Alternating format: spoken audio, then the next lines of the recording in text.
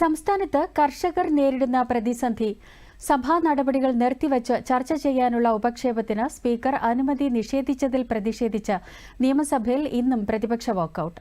പ്രതിപക്ഷത്തു നിന്ന് കുറുക്കോളി മൊയ്തീനാണ് ഉപക്ഷേപത്തിന് നോട്ടീസ് നൽകിയത്. കാലാവസ്ഥാ വ്യതിയാനത്തിനനുസരിച്ച് നയപരമായ മാറ്റം വേണമെന്ന് പ്രതിപക്ഷ നേതാവ് വി ഡി സതീശൻ ആവശ്യപ്പെട്ടു. സമഗ്ര കാർഷിക നയവും കാർഷിക പാക്കേജും ഉണ്ടാവണമെന്നും പ്രതിപക്ഷ നേതാവ് പറഞ്ഞു.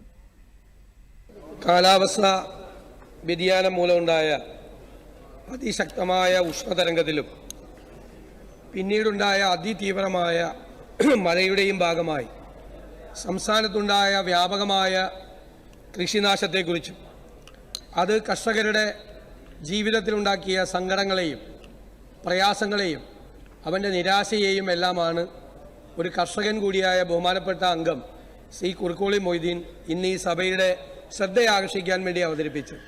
സർ, അദ്ദേഹം ഒരു രാഷ്ട്രീയവും